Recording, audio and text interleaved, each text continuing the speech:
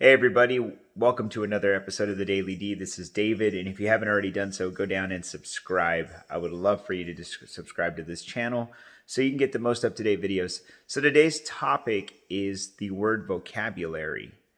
Vocabulary is very simply put the words known to you and to me.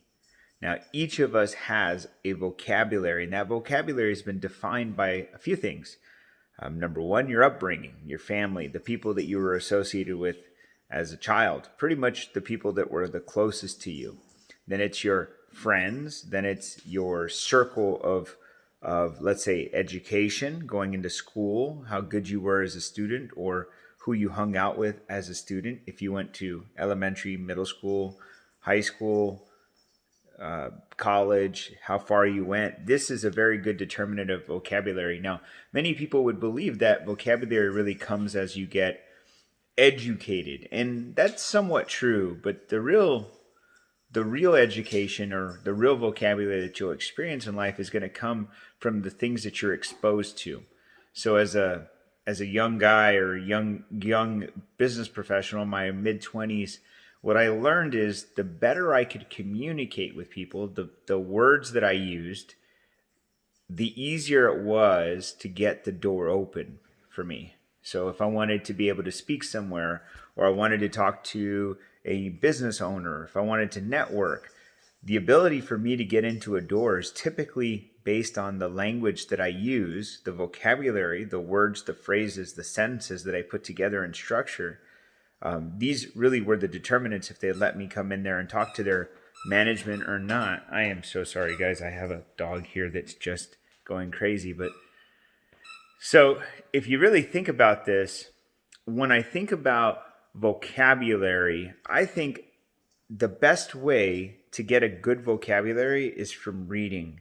Well, and listening, right? You could get a great vocabulary from listening to an audiobook, a YouTube podcast from somebody who is, I can't say educated, because education has nothing to do with this. This has everything to do with your ability to consume information and then reuse that information, rehash it, reinvent it. Dog is so dumb. Anyways, see, this is very annoying. That's part of my vocabulary. Anyways, I share this with you because what I have found the most impactful for me is my ability to use words in a sense or structure that has gotten me attention.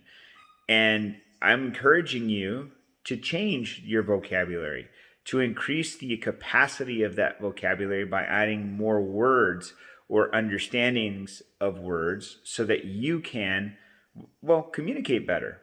You know, when I learned that words or language, the language that we use really matters, it really has had an impact on my life. I remember some of my early years when I didn't use such great language, and maybe I used my vocabulary inappropriately, or I didn't understand that the words that I could describe something with were so simple, right? It's kinda, it's really, it's very, it's a you see these are statement or little phrases, if you will, that you pick up because you have no vocabulary. When somebody says kinda every and everything like that, you ever heard somebody say that? And everything like that, and everything like that, and kinda, and these are statements that show somebody's depth of vocabulary. It shows depth, which means you don't have a deep vocabulary. And you really get it from reading, because as you go through things, I remember some of the early books that I read, I was like, what does that mean? And I'd Google it. And then after you pick up after you pick up a decent vocabulary, not good vocabulary, good decent vocabulary, what happens is you can start creating what we call context clues, and then you can put words or statements and phrases together, and you can just automatically know what they mean. And then you can take that word that you learned today, and then you can apply it somewhere else in your life, and then you look really educated. Now, that this isn't, by the way, this isn't for me to tell you that you need to sound super educated, because I don't talk like that. See, I didn't say because, I said cuz. I don't talk like that. It's just not my it's not my that's not how I communicate. But what I do understand is that I want to be able to articulate the conversations that I have with people so that they could feel that the profoundness of my vocabulary has really given me the opportunity to be able to put myself in front of people who have either been in education or have a good vocabulary or explain or express themselves in a different way, or a different word or vocabulary words that they describe themselves with, that give me the opportunity for me to connect with them. You see, you have to have depth, right? And shallowness, if you will, of your vocabulary so you can connect with anybody, right? I want to be able to connect with the CEOs of the world, but I also want to be able to connect with the people of the world. And the depth of your communication really means that, the vocabulary. So I challenge you, here's how you change things. I challenge you to start reading.